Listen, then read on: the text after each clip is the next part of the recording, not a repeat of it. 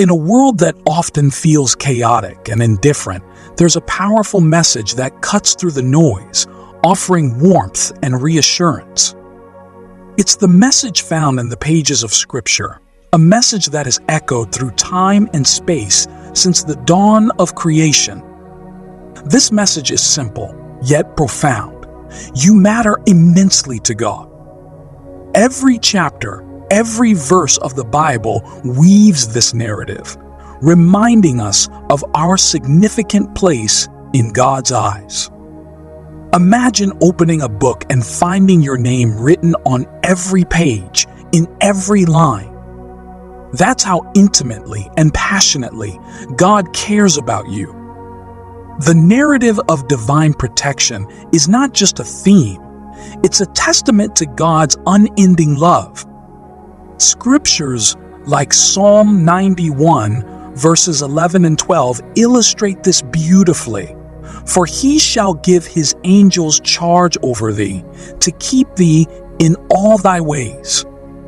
They shall bear thee up in their hands, lest thou dash thy foot against a stone. These verses aren't just poetic words. They are a promise of protection and care. This divine assurance is not a fleeting moment or a temporary promise. It's a constant presence. Think of it as being enveloped in arms that never grow tired, a shield that never falters. No matter what whirlwinds life may bring or what shadows fall, God's protection is there, steadfast and sure. In times of uncertainty or turmoil, when you feel forgotten or forsaken, remember this truth. You are cherished, deeply protected, fiercely, by a God whose love knows no bounds. As you walk through life, climbing mountains and traversing valleys, let this profound truth anchor your soul. God's protection is your inheritance. His care is your constant companion. There isn't a shadow dark enough or a depth so deep that God's light cannot reach you or His love cannot find you. Through trials and triumphs, the Creator of the universe stands with you, beside you. And what about the angels? In the grand design, angels are more than just celestial beings. They are God's messengers and protectors, tasked with looking out for us. They play a significant role in our lives, not just in spiritual realms, but here and now in our everyday existence. Whether you're aware of it or not, it's highly possible that at least one angel is present with you, watching over you, covering your back, as Psalm 91 suggests. Now think about the value assigned to individuals in today's society, often reduced to numbers and statistics like a social security number. In contrast, in God's eyes, you are invaluable. You are not just a number or a face in the crowd. You are a precious gem, a beloved child, cherished and celebrated. God values you so much that He sent His only Son, ensuring that you could spend eternity with Him. Hold on to this comforting truth. You may not always feel important or valued by the world around you, but to God, you matter in every sense of the word. In His grand narrative, your story is important. Your life matters because you matter to God. Sometimes, you might hear different views from various churches about angels and the supernatural. Some even say that angels don't exist or that they're just old stories. But if you look closely at the Bible, it tells us something quite different. Angels are very real, and they have a specific role in our lives, just as they had in times long past. Remember the story of Lot in Genesis 19? It shows us how God sent angels to rescue Lot and his family from the destruction of Sodom and Gomorrah. And there came 2 angels to Sodom at evening. And Lot sat in the gate of Sodom, And Lot, seeing them, rose up to meet them, and he bowed himself with his face toward the ground. Genesis 19:1. The actions of these angels weren't random. They had a clear mission. They guided Lot and his family out of a city destined for destruction, showing God's mercy and care. Genesis 19:16 tells us more. And while he lingered, the men laid hold upon his hand, and upon the hand of his wife, and upon the hand of his 2 daughters, the Lord being merciful unto him. And they brought him forth and set him outside the city. This was a direct intervention by angels to save lives, a testament to their purpose and God's compassion. Now, you might wonder, does God still send angels today? Absolutely. The Bible doesn't mention anywhere that God has stopped sending angels to help and protect us. Just like in the days of Lot, angels are still sent to guide, to protect, and to show God's love for us. You may not see them, but they are there, watching over you, just as they have watched over many before you. Jacob's dream from Genesis 28, remember? Jacob saw angels going up and down a ladder that reached to heaven, symbolizing a continuous connection between God and earth. And he dreamed, and behold, a ladder set up on the earth, and the top of it reached to heaven. And behold, the angels of God ascending and descending on it. Genesis 28, verse 12. This wasn't just a dream about angels traveling. It was about them actively working on God's behalf, moving between heaven and earth to carry out His will. In your daily life, think about this.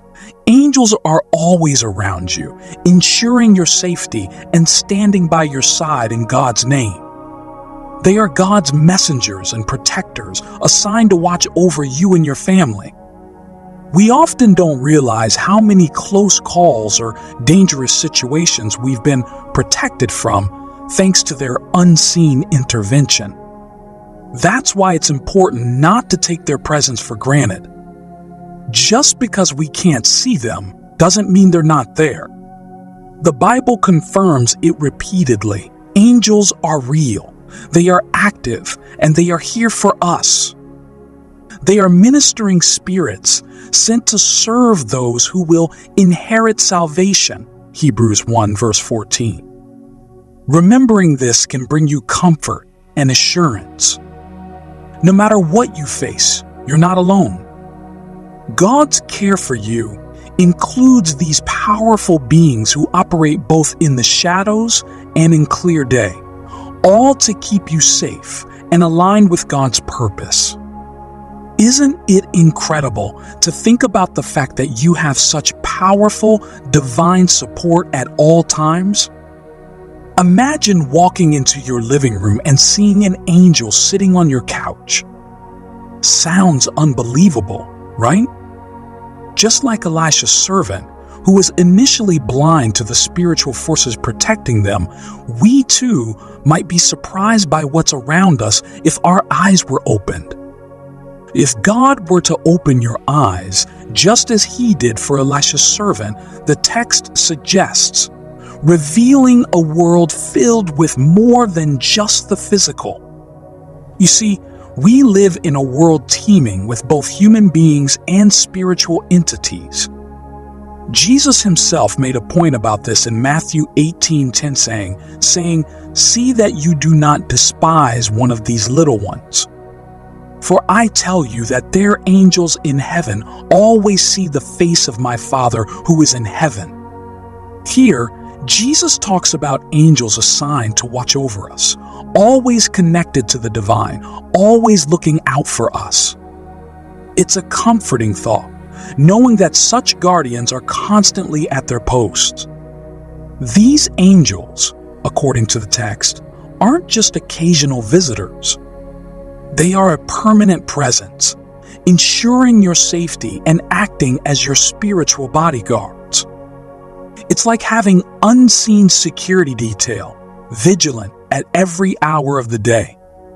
Knowing this, you can find a deep sense of peace and comfort, resting in the assurance that you are never truly alone or unprotected. Isaiah 54:17 offers even more reassurance.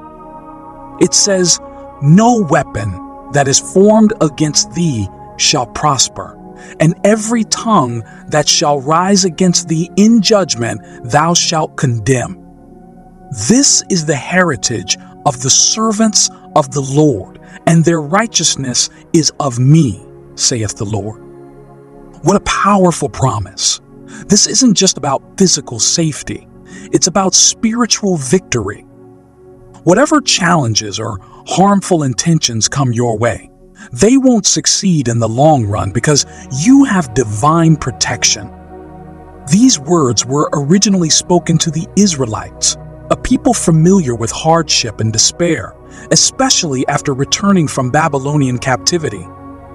They were beaten down, yes, but not broken. God promised them restoration, rebuilding, and protection, not just of their bodies, but of their spirits and their community. He assured them that no harm devised against them would prevail, a promise that extends to us today. So, when you face your own battles, remember Isaiah's words. They remind us that life will have its trials. Weapons will be formed, so to speak, but these will not destroy you. They are part of the tests we all face, yet they do not define the outcome.